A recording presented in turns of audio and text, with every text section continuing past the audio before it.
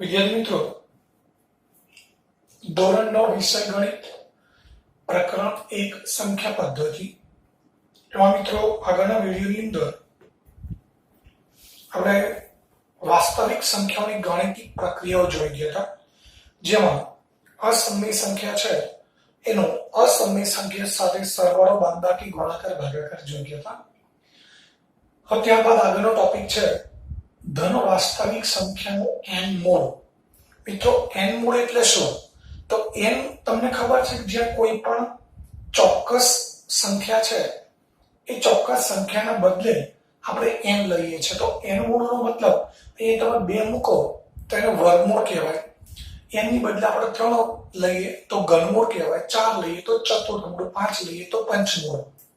તો n મૂળનો અર્થ તમને ખબર પડી ગઈ હશે. એટલે કે કોઈ તમને ધન વાસ્તવિક સંખ્યા આપેલી છે એનું કોઈ પણ મૂળ, વર્ગમૂળ, ઘનમૂળ, ચતુર્થમૂળ, પંચમૂળ એટલે શું એ આપણે સમજવું છે.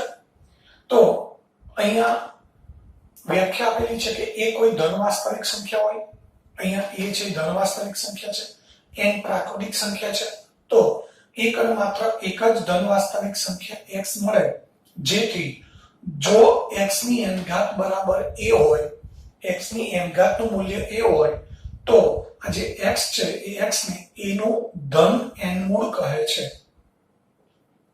ટૂંકમાં આ આખું વાક્ય છે એને આપણે શોર્ટકટમાં એકદમ લખવું હોય તો આ રીતે લખી શકીએ કે જો x ની n ઘાત બરાબર a હોય તો અહીંયા આપણે મિત્રો એટલું જ કર્યું છે, n ઘાત ને સામે લઈ ગયા છીએ, x ની ઉપર n ઘાત છે બરાબર a છે, તો આ n ઘાત ને આપણે સામે લઈ ગયા તો એ n મૂળ થઈ ગયું. n ઘાત હતી, આ n મૂળ થઈ ગયું. તો આનો અર્થ એ થાય કે અહીંયા વર્ગ હોય તો સામે લઈ જઈએ તો એ વર્ગમૂળ થઈ જાય, અહીંયા ઘન હોય સામે લઈ જઈએ તો એ ઘનમૂળ થઈ જાય, આ બાજુ 4 ઘાત હોય તો સામે લઈ જઈએ તો ચતુર્થમૂળ થઈ જાય.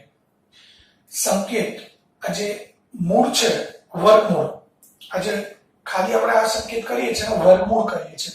અહીંયા વર્ગમૂળ માટે 2 લખતા નથી, એ તમે જાણો છો. ઘનમૂળ હોય તો 3 લખવા પડે, ચતુર્થમૂળ હોય તો 4 લખવા પડે. મિત્રો આને એક ઉદાહરણ દ્વારા તમને સમજાવું.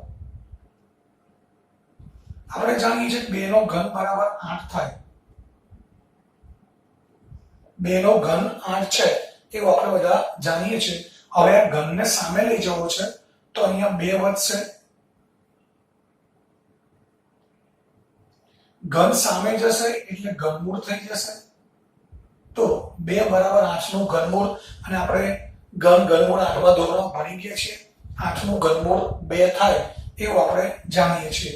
તો બસ મિત્રો આ જો તમને સમજણ પડી ગઈ હોય, ઉદાહરણ તો ખબર પડી ગઈ હશે, અને આ ઉદાહરણ ઉપરથી જ આ વસ્તુ આપણે સમજી શકીએ કે x એ કોઈ પ્રાકૃતિક સંખ્યા છે, ધન વાસ્તવિક સંખ્યા, n પ્રાકૃતિક સંખ્યા છે, એ પણ ધન વાસ્તવિક સંખ્યા છે. તો જો x ની n ઘાત બરાબર a હોય એટલે x ની n ઘાત નું મૂલ્ય a હોય તો x, અહીંયા મિત્રો એવું કહી શકાય કે a એ x ની n ઘાત છે, a x ની n ઘાત છે, તો x a નું n મૂળ છે. ઘાત અને મૂળ એકબીજાના ઉલટ સુલટ છે. x ની n ઘાત a હોય એટલે કે a x ની n ઘાત છે, તો x એ a નું n મૂળ છે. અહીં તમે જોઈ શકો છો 8 એ 2 નો ઘન છે, અથવા તો 8 એ 2 ની 3 ઘાત છે. 8 2 નો ઘન છે તો 2 એ 8 નું ઘનમૂળ છે. એ જ રીતે 3 ની 4 ઘાત 81 હોય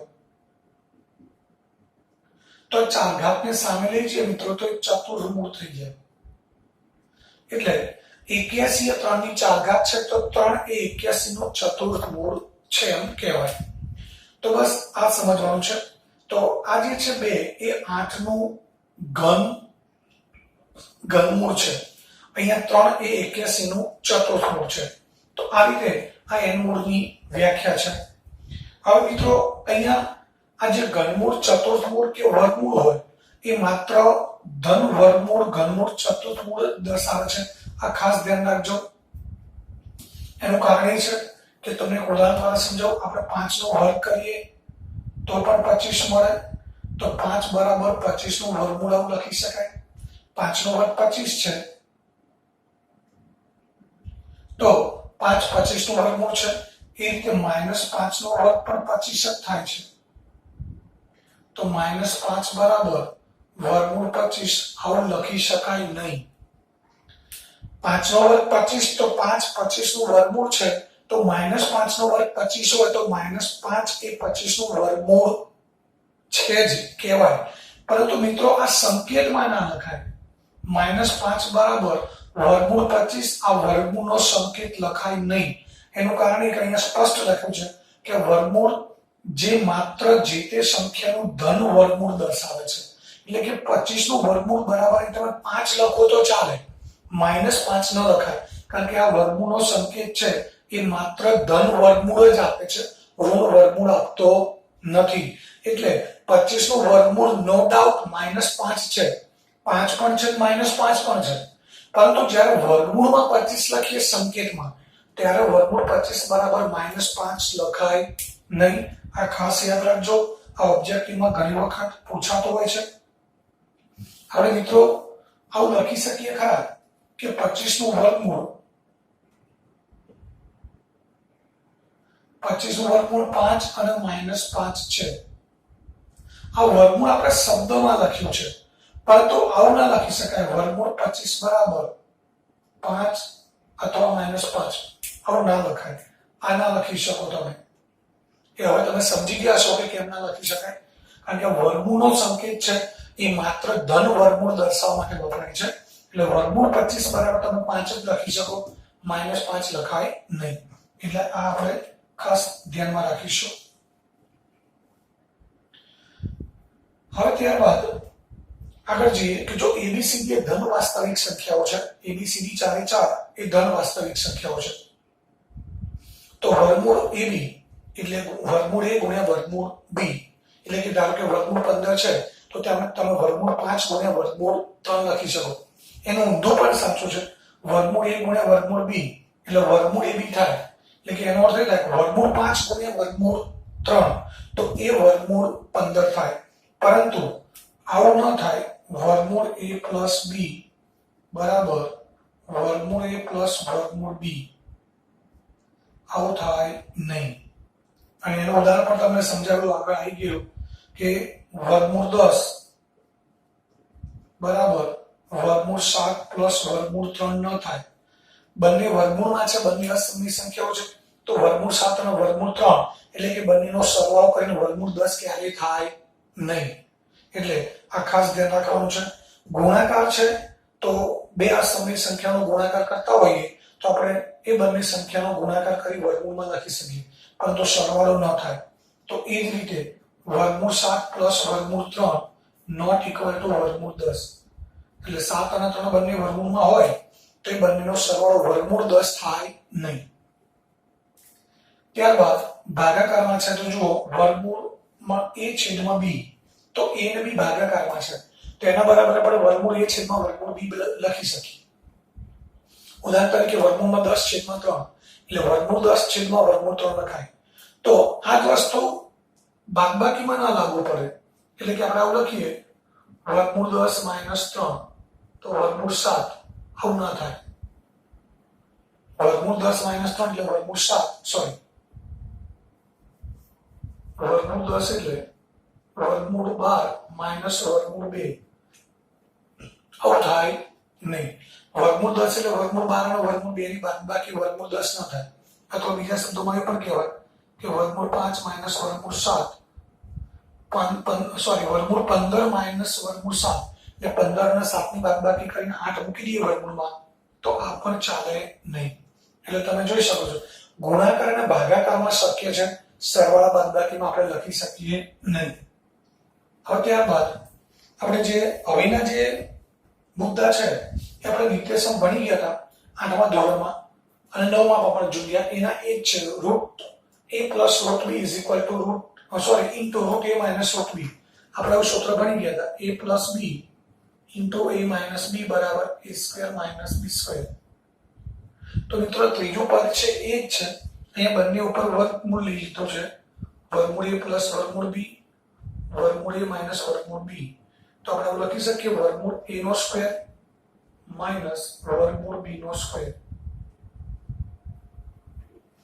મિત્રો વર્ગમૂળ a નો સ્ક્વેર એટલે a થઈ જાય, વર્ગમૂળ b નો સ્ક્વેર b થઈ જાય. આવું આપણે આગળ સમજાવેલું છે કે વર્ગમૂળનો વર્ગ કરો, વર્ગ અને વર્ગમૂળ બંને ભેગા થાય એટલે બંને દૂર થઈ જાય. એ જ રીતે ઘનમૂળ અને ઘન આવે, ઘનમૂળ હોય અને ઉપર ઘન હોય તો પણ ઘન અને ઘનમૂળ દૂર થઈ જાય. તો વર્ગમૂળ a નો સ્ક્વેર a થાય, વર્ગમૂળ b નો સ્ક્વેર b થાય. એટલે √a + √b * √a - √b એટલે √a² - √b² એટલે a - b થાય. અહીંયા ઉદાહરણ છે √3 + √2 * √3 - √2 એટલે √3 નો સ્ક્વેર - √2 નો સ્ક્વેર. √3 નો સ્ક્વેર 3 થશે, √2 નો સ્ક્વેર 2 થશે એટલે 3 - 2 જવાબ મળે 1. તો આપણે નિત્યસમ બની ગયા એ મુજબ છે. ત્યારબાદ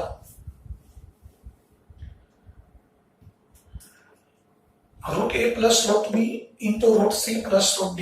તો મિત્રો આવું નિત્યસમ આપણે ભણી ગયા હતા 8મા ધોરણમાં, a + b * c + d.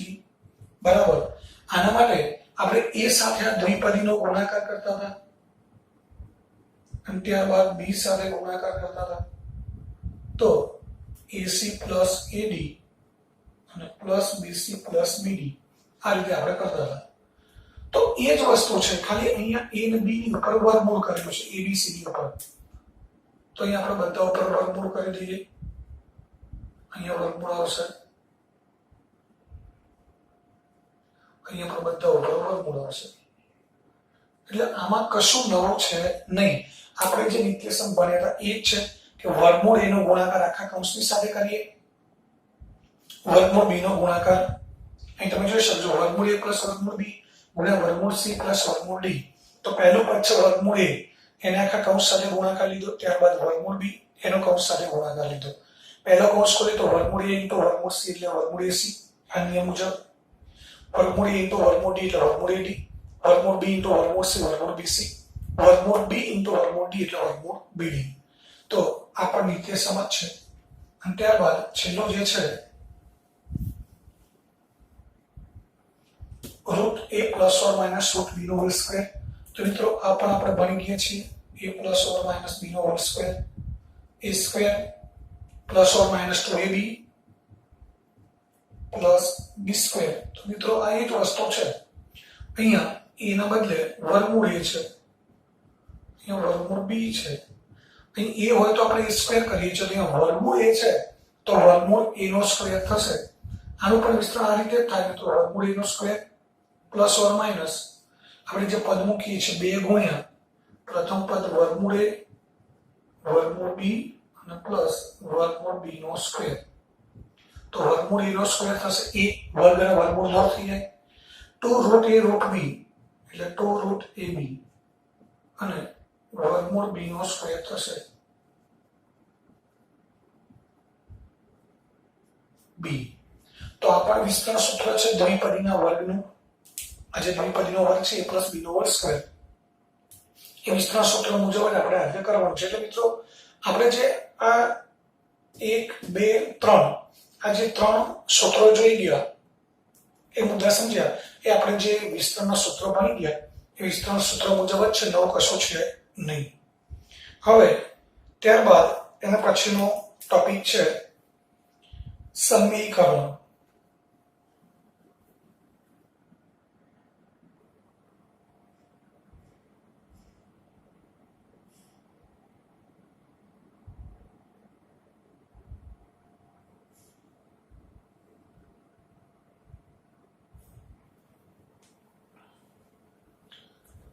મિત્રો આગળ હવે સમીકરણ.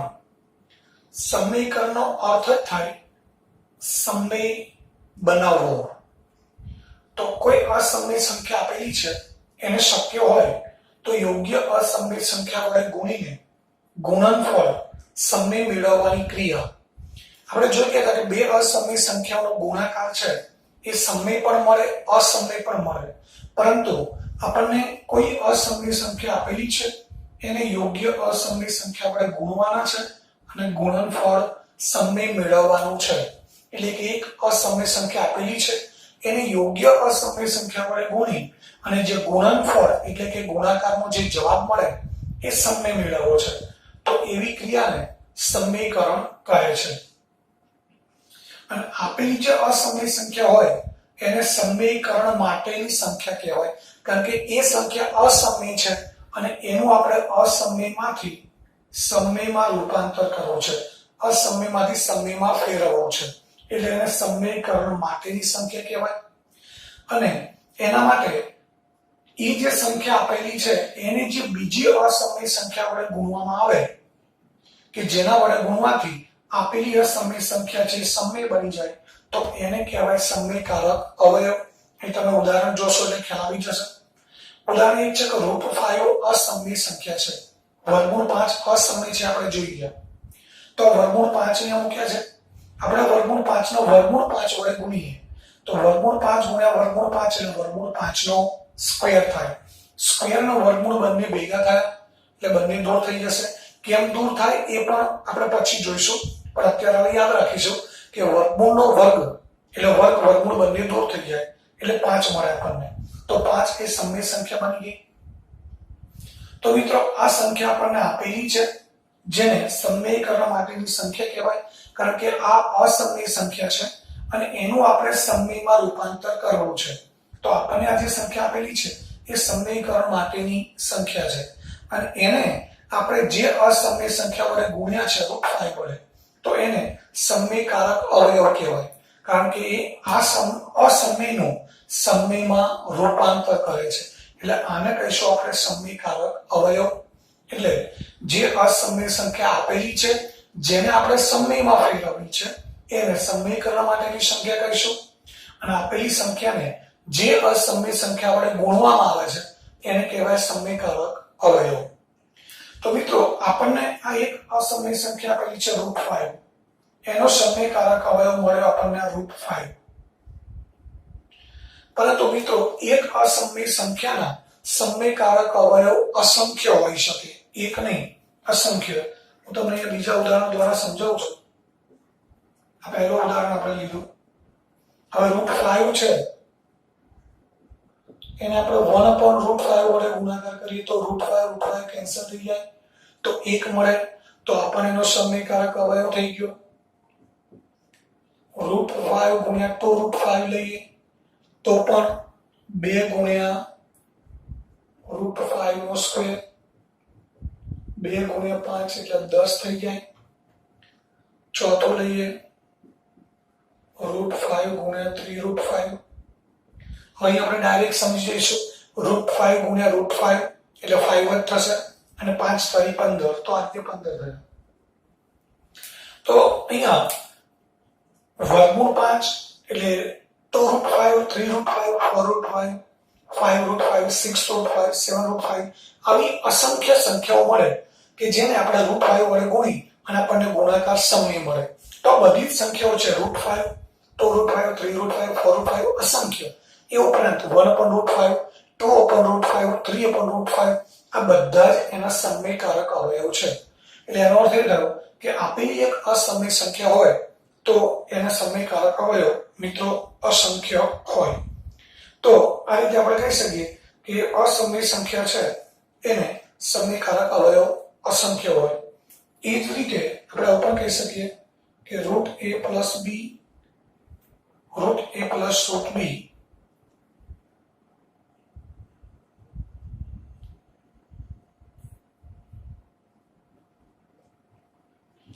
એકબીજાના